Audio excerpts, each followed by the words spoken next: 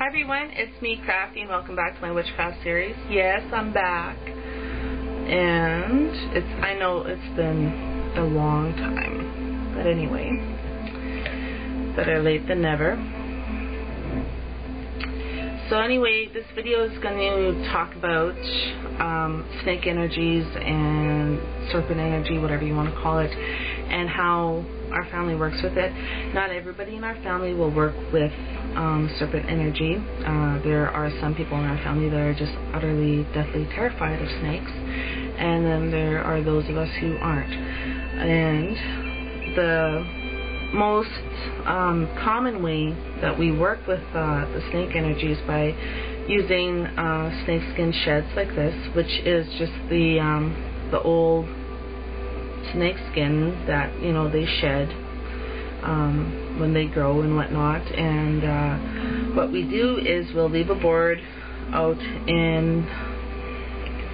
on our family's land, out in the country, and we'll leave this board out, undisturbed in tall grass and whatnot, and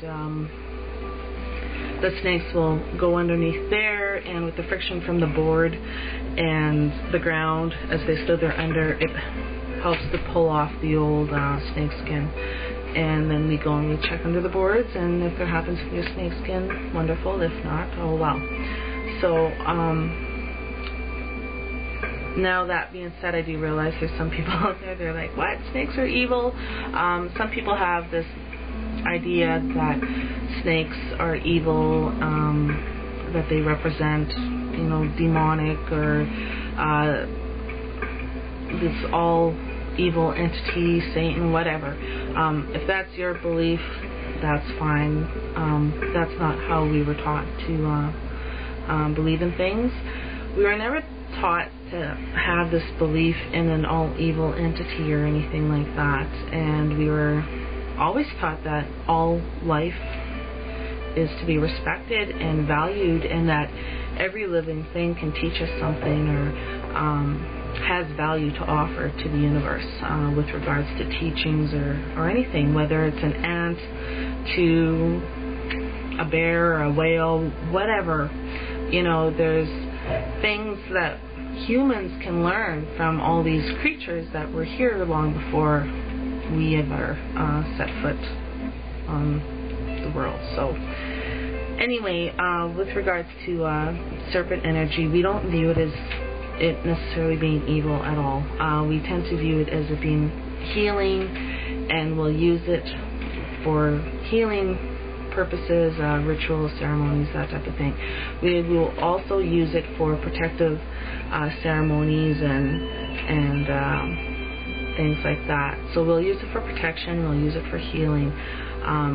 If you want to learn more about medicines, like natural medicines from the wild and that type of thing, serpent energy is really helpful in that area.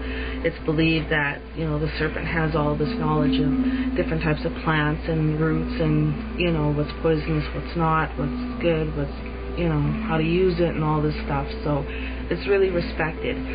Oh gosh, back in 1997, I believe it was, when I lived in Saskatoon, which is about 3 hours north of here, I was working with this elder, and he was an Aboriginal elder, and he talked a lot about snake energies and a lot of the misconceptions and that type of thing.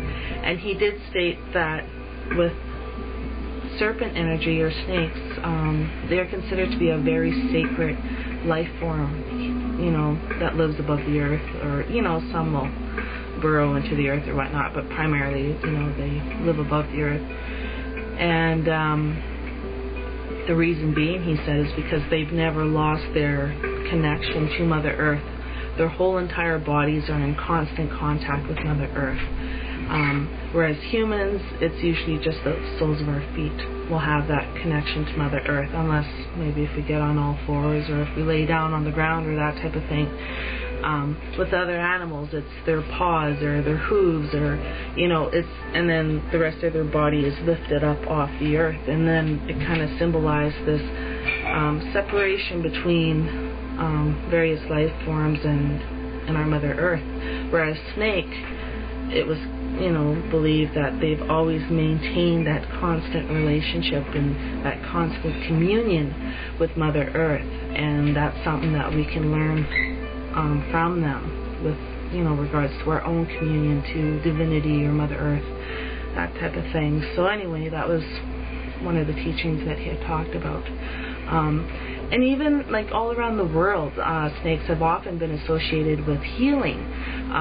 You know, you look on your ambulances wherever you are, and most of them will have a staff with the intertwining snakes going around. Even up here, like we have them. It's just like this international symbol for medicine, for healing. So, you know, there's a lot that can be learned, and you know, if perhaps society can get over the stigma of snakes being evil or useless or whatever, then perhaps we can kind of learn from them, that type of thing. Of course, there are poisonous snakes and whatnot. I'm not advocating for anybody to go out into the bush or the forest or whatever and go and try to catch yourself a snake, or, you know, don't be foolish if you don't know if it's poisonous or whatever. So I'm not advocating anything like that. Like I said, we'll add the snakeskin sheds to incense, to protectors, to medicine bundles, to talismans that we make. We might bury it in the four corners of our property for added protection. We will also make something called snake oil. And how we make that. Now, you can use whatever kind of oil you want. Some people prefer using extra virgin olive oil. Some like using canola oil. Use what you have. And what you do is you put the snakeskin shed into a clean, sterilized glass jar, and then you pour in the oil.